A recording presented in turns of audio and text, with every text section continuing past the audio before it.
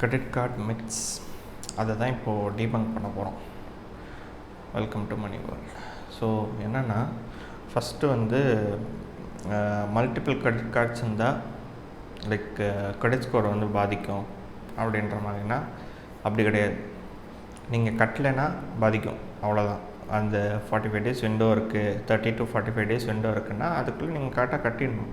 Like ஒரு credit கார்டுக்கு வந்து ஒரு சைக்கிள் இருக்கும். அதாவது இப்போது 20th கட்டணும், 21st வந்து பில் டேட்டு அப்படின்னு சொல்லிட்டு அதுக்கப்புறம் ஒரு 10 நாள் வந்து கொடுப்பாங்க. லைக் இப்போது 21st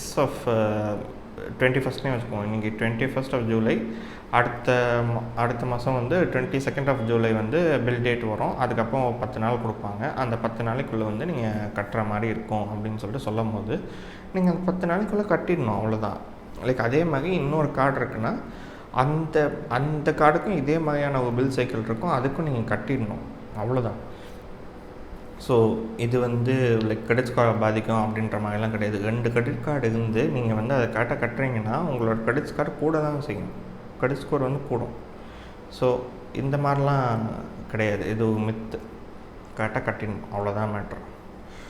so credit cards always lead to debt அப்படின்ற மாதிரி இருக்குது. அப்படி கிடையாது, அது பியூர் மித்து. அது லைக் நீங்கள் எல்லாமே வந்து it is based on what we do. நம்ம கரெக்டாக கட்டணும் அப்படின்றது தான். லைக் இதை வந்து பேங்க்ஸ் வந்து சொல்லணும், ஆனால் பேங்க் சொல்லாமல் இருக்கிறது தப்பு தான். ஏன்னா அப்போ தான் வந்து அவங்களுக்கு ரெவென்யூ ஜென்ரேட் ஆகும். கட்டாமல் இருக்கும்போது தான் அவங்களுக்கு ரெவென்யூ ஜென்ரேட் ஆகும்.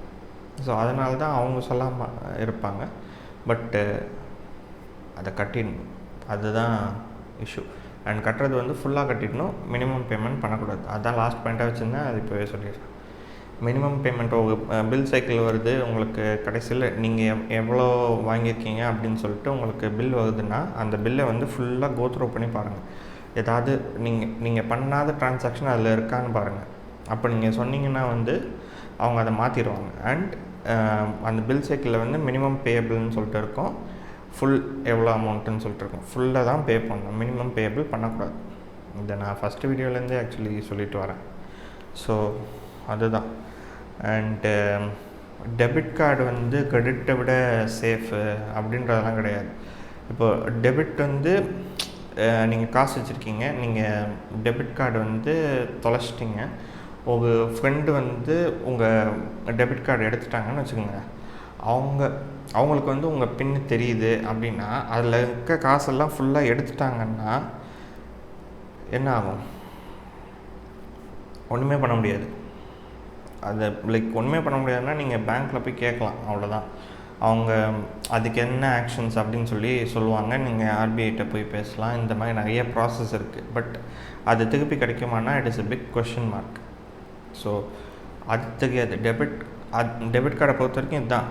பட் நீங்கள் கிரெடிட் கார்டுன்னு போனீங்கன்னா உங்கள் ஃப்ரெண்டே வந்து திருடினா கூட என்ன ஆகும்? லைக் அவங்களால அது ஏடிஎம்மில் போய் எடுக்க முடியாது. அது ஏடிஎம்மில் போய் எடுத்தால் லைக் உங்களுக்கு வந்து அந்த சார்ஜ் விழுமே தவிர, லைக் இது வந்து எப்போ செலவு பண்ணாங்க, என்ன செலவு பண்ணாங்கன்னு சொல்லிட்டு அங்கே லைக் பேங்க்லேருந்து உங்களுக்கு சொல்லிடுவாங்க. அண்ட் பேங்க்லேருந்து நீங்கள் வந்து நான் இந்த ட்ரான்சாக்ஷன் பண்ணல, இது என்னோடது கிடையாது அப்படின்னு சொல்லிட்டு நீங்கள் பேசுனீங்கன்னா லைக் அது ஒரு ஃப்ராட் ட்ரான்சாக்ஷனாக கன்வெர்ட் ஆகிடும். அப்படி கன்வெர்ட் ஆகிடுச்சுன்னா அவங்க யார் என்னன்னு சொல்லிட்டு அவங்க தேடி லைக் அவங்களுக்கு வந்து யார் எடுத்தாங்களோ அவங்கள வந்து ஈஸியாக ட்ரேஸ் அவுட் பண்ணிடுவாங்க. அவங்க காசு போகுது. கிரெடிட் கார்டுன்றது வந்து அவங்க காசு, உங்கள் காசு கிடையாது. இதை மைண்டில் வச்சுங்க. அவங்க காசு போகும்போது அவங்களோட ஆக்ஷன்ஸ் வந்து வேறு மாதிரி இருக்கும். நம்ம காசு போகும்போது ஆக்ஷன்ஸ் வந்து வேறு மாதிரி இருக்கும். ஸோ அதுதான். அண்டு ஒரே ஒரு கிரெடிட் கார்டு போதும் அப்படின்ற மாதிரியும் இருக்குது. அப்படி like it is your wish, அது வேறு விஷயம். பட் ஒரே ஒரு கிரெடிட் கார்டு மட்டும் வச்சுட்டு இப்போது அதான் சொல்கிறேன்ல, இப்போ 45 days வந்து உங்களுக்கு இருக்குது. அண்டு சப்போஸ் ஒரு சின்ன கேஸ் எடுத்துக்குவோம். யூஆர் அ ட்ராவலர்னு வச்சுக்குவோம். அண்டு யூ ஷாப் அலாட் அப்படின்ற மாதிரி வச்சுக்குவோம். ஸோ ட்ராவல்க்குன்னு ஒரு கிரெடிட் கார்டு இருக்கும், அண்டு ஷாப்பிங்க்குன்னு ஒரு கிரெடிட் கார்டு இருக்கும். இந்த ரெண்டுத்தையுமே நீங்கள் வாங்கிட்டீங்கன்னா நீங்கள் வந்து அதில் அதிகமாக செலவு பண்ணுறீங்க அப்படின்னா 3 பெனிஃபிட்டும். ஒன்று வந்து ஃப்ளைட் ரிலேட்டடாக உங்களுக்கு வந்து டீல்ஸ் வந்து நல்லாயிருக்கும். அண்ட் லான்ச் ஆக்சஸ் இந்த மாதிரி நிறைய விஷயம் இருக்கும். ஷாப்பிங் ரிலேட்டடாக உங்களுக்கு டீல்ஸ் வந்து நல்லாயிருக்கும். அதாவது ஆஃபர்ஸு இந்த மாதிரிலாம், அந்த பாயிண்ட்ஸு, ரிவார்ட் பாயிண்ட்ஸ் இதெல்லாமே அவங்க கொடுத்துருவாங்க. அண்ட் இது போக கிரெடிட் ஸ்கோரும் வந்து நீங்கள் கரெக்டாக பே பண்ணும்போது கிரெடிட் ஸ்கோரும் வந்து நல்லாயிருக்கும், ஹெல்த்தியாக இருக்கும். ஸோ கிரெடிட் ஸ்கோரே தப்பு அப்படின்ற மாதிரி இருக்குன்னா அப்படி சொல்லிட முடியாது. லைக் லோன் வாங்கலாம் அது ரொம்ப யூஸ் ஆகும். அண்டு அது ஒரு பெரிய டாபிக், நான் அது உள்ளே வரல. ஸோ இப்போதைக்கு நான் இதை சொல்கிறேன். ஸோ அண்ட் ஒரு கிரெடிட் கார்டை வந்து க்ளோஸ் பண்ணால் லைக் உங்களோட கிரெடிட் ஸ்கோர் வந்து இன்க்ரீஸ் ஆகும் அப்படின்ற மாதிரியும் சொல்லுவாங்க. அப்படி கிடையாது. லைக் அது வந்து இன்க்ரீஸ்லாம் ஆகாது. என்னென்னா ஆக்சுவலி வந்து உங்களோட கிரெடிட் ஸ்கோர் வந்து டவுன் தான் ஆகும். ஸோ டவுன் ஆகுன்னா வந்து நீங்கள் கடன் எடுக்க முடியாதனால தான் நீங்கள் வந்து கிரெடிட் கார்டு வாங்கலை. ஸோ இந்த பர்சன் வந்து அவ்வளோ நம்ப முடியாது அப்படின்ற மாதிரி தான் பேங்க்கோட பர்வியூ இருக்கும். அப்படி இருக்கும்போது கிரெடிட் ஸ்கோர்ன்ற ஆப்ஷனே இல்லைன்னா நீங்கள் திடீர்னு போயிட்டு ஒரு ஹவுசிங் லோனோ இல்லை வெஹிக்கிள் லோனோ எதுவுமே எடுக்க முடியாது. ஸோ அந்த மாதிரி வந்து கிடையாது. ஸோ அது கிரெடிட் கார்டு வந்து நான் வாங்கவே கூடாது. வாங்கியிருந்தாலும் நான் வந்து அதை கட் பண்ணோன்னா கட் பண்ணக்கப்புறம் உங்களோட கிரெடிட் ஸ்கோர் வந்து அடி வாங்கும். ஸோ அதுதான். அண்டு ஒரு கிரெடிட் கார்டு யூஸ் பண்ணால் ஹையர் இன்ட்ரெஸ்ட் ரேட், அது கரெக்டு தான். பட் 45 டேஸ்க்குள்ளே நீங்கள் கட்டிட்டிங்கன்னா it is a free money. Interest கூட இல்லை, it's a free money. So நீங்கள் அந்த 45 டேஸை தாண்டி போகும்போது அஃப்கோர்ஸ் மற்ற ஹோம் லோனை விடவும் எந்த லோனை விடவும் கிரெடிட் கார்டு தான் ஹையர் இன்ட்ரெஸ்ட் ரேட். ஸோ அந்த கேம் ரூல்ஸை கரெக்டாக தெரிஞ்சுட்டு விளையாண்டிட்டிங்கன்னா பிரச்சனை கிடையாது. And negotiate credit card terms, இது வந்து என்னென்னா சொல்லுவாங்க லைக் நம்ம வந்து பேங்க் கிட்ட வந்து பேசவே முடியாது. லைக் ஜெனுவன் ரீசன்ஸ்க்கு வந்து நீங்கள் கஸ்டமர் கேர் கிட்ட பேசி உங்களோட வேவ் ஆஃப் பண்ணலாம். வேவ் ஆஃப்னால் என்னென்னா, இப்போ ஒரு சாம்பிள் கேஸ் ஏதோ ஒரு வீடியோ பார்த்தேன் ஒரு 2 வீக்ஸ் முன்னாடியே என்னமோ. அது வந்து என்ன சொல்லியிருந்தாங்கன்னா, நான் ஒரு டவரே கிடைக்காத ஒரு இடத்துல போயிட்டு நான் கிரெடிட் கார்டை வந்து யூஸ் பண்ணிட்டேன். அந்த நேரத்தில் வந்து லைக் என்னோடய பில் சைக்கிள் வந்துடுச்சு, என்னால் அந்த நேரத்துக்கு பே பண்ண முடியல. ஆனால் அடுத்த நாள்லேயோ இல்லை 2 நாள்லேயோ வந்து நான் பே பண்ணிட்டேன். பட் எனக்கு வந்து ஹையராக ஃபீஸ் வந்து போட்டாங்க. அதாவது இந்த இன்ட்ரெஸ்ட் வந்து ஜாஸ்தி பண்ணிட்டாங்க அப்படின்னு சொல்லிட்டு 100 ரூபான்னா எனக்கு வந்து ஒரு 210 ரூபாய்க்கிட்ட பில்லு வந்துடுச்சு அப்படின்னு சொல்லிட்டு சொல்லுவாங்க. அந்த மாதிரி கேஸஸில் வந்து நீங்கள் டைரெக்டாக பேங்க் கஸ்டமர் கேர்கிட்ட நீங்கள் பேசலாம். பேசிவிட்டு இந்த மாதிரி எனக்கு இந்த ரீசன் எனக்கு இப்படி ஆச்சு அப்படின்னு சொல்லிவிட்டு எனக்கு இந்த வேவ் ஆஃப் பண்ணி கொடுங்க அப்படின்னு சொல்லிட்டு நீங்கள் கேட்கலாம். அப்படி அவங்க பண்ணி தரலைன்னா தான் உங்களுக்கு வந்து லைக் இந்த ரீசனுக்காக அவங்க இதை பண்ணலைன்னா there is RBI, you can always report to them and all that. So அவங்க பண்ணி தரணும், இந்த மாதிரி இஷ்யூக்கு அவங்க பண்ணி தரணும்.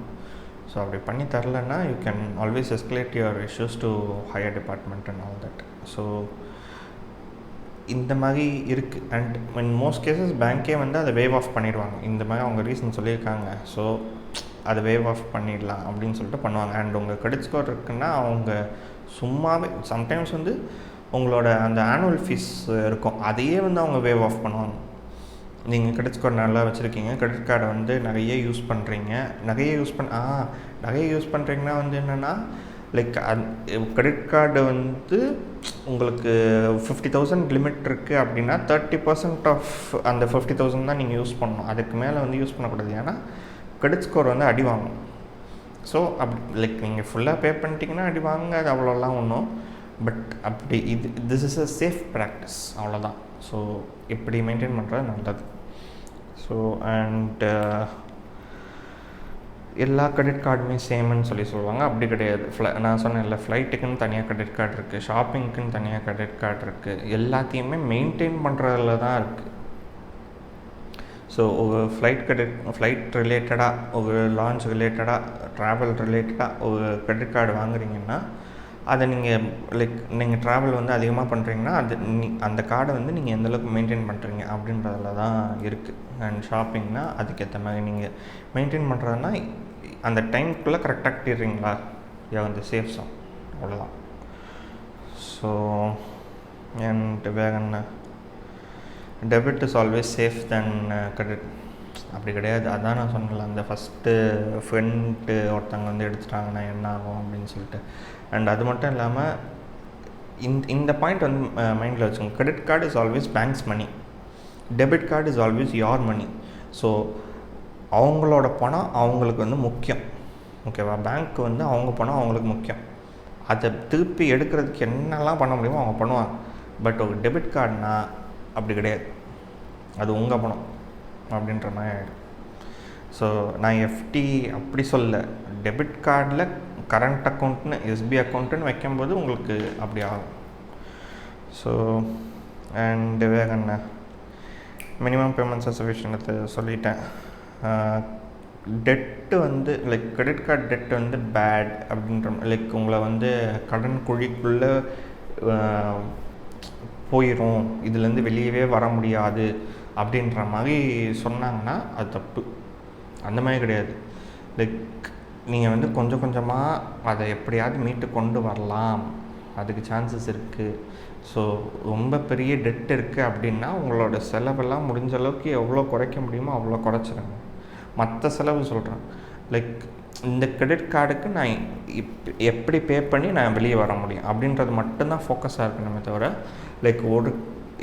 ஒரு கிரெடிட் கார்டு இருக்குன்னா நான் இன்னொரு கிரெடிட் கார்டை வச்சு அதை கட்டுறேன்னு சொல்லிட்டு அப்படி மட்டும் பார்த்துடாதீங்க. ஏன்னா இது வந்து என்ன சொல்கிறது, it is a bad practice. அது இன்னும் கொஞ்சம் உள்ளே போயிடும், டெட் வந்து இன்னும் கொஞ்சம் இன்க்ரீஸ் ஆகிடும். ஸோ அப்படி பண்ணாதீங்க. ஒரு கிரெடிட் கார்டு பில் வந்து இருக்குன்னா உங்களோட கேஷ் ரிசர்வ், உங்களுக்கு எவ்வளோ காசு வருது, இப்போது ஃபுல்லாக வந்து உங்களோட இதுவே எப்படி சொல்கிறது, இப்போது சேலரி வந்து 50,000 இருக்குது அப்படின்னா 40,000 உங்களுக்கு போனால் கூட ஒரு 10,000 முடிஞ்ச அளவுக்கு என்னால் இந்த ஃபேமிலி எப்படி ரன் பண்ணுறது அப்படின்ற மாதிரி தான் யோசிக்கணும். Sadly that is the truth. நான் அதுக்கு மேலே சொல்கிறதுக்கு ஒன்றும் இல்லை. பட் அந்த கிரெடிட் கார்டுலேருந்து, அந்த டெட் ட்ராப்லேருந்து வெளியே வரணுன்னா நீங்கள் அதை தான் பண்ணி ஆகணும். அண்ட் இந்த கிரெடிட் கார்டை வந்து இது பண்ணுறதுக்காக நான் இந்த கிரெடிட் கார்டை வச்சு மேட்ச் பண்ண பார்க்குறேன் அப்படின்ற மாதிரி மட்டும் பண்ணாதீங்க. இந்த இஎம்ஐயை வேணால் கன்வெர்ட் பண்ணலாம், பட் அதுவே வந்து ஒரு மாதிரி it is not a safe practice. So try to come out of it அப்படின்றது தான்.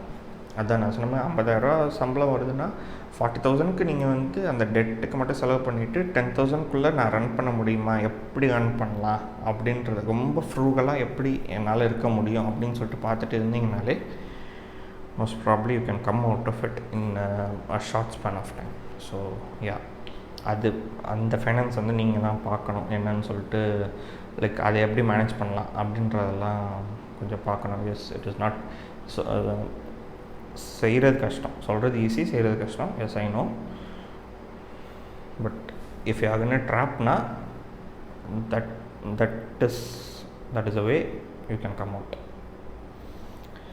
ஸோ யா, அண்டு முடிஞ்ச அளவுக்கு 30% மட்டும் யூஸ் பண்ணுற மாதிரி பார்த்துக்கோங்க. அண்டு இட் இஸ் நாட் இன்னொன்று என்னென்னா, ஏடிஎம்மில் வந்து எடுக்காதீங்க. ஏடிஎம்மில் எடுத்திங்கன்னா, அது சொன்னேன்னு நினைக்கிறேன், ஏடிஎம்மில் வந்து எடுத்திங்கன்னா ஹையர் இது பே பண்ணுற மாதிரி இருக்கும். கேஷுக்கு வந்து கிரெடிட் கார்டை வந்து கேஷ் வந்து சப்போர்ட் பண்ண மாட்டாங்க. ஸோ ஏடிஎம்மில் போய்ட்டு கிரெடிட் கார்டை வச்சு காசு எடுத்திங்கன்னா உங்களுக்கு வந்து இன்ட்ரெஸ்ட் வந்து ஹையாக ஒரு அதிகமான சார்ஜாக வரும். ஸோ அதுதான், அது பண்ணாதீங்க. அண்டு அதுதான் பேடுன்னு சொன்னால, அது அப்படி கிடையாது. You can come out of it. So yeah, அவ்வளோதான். That's it. Thanks guys.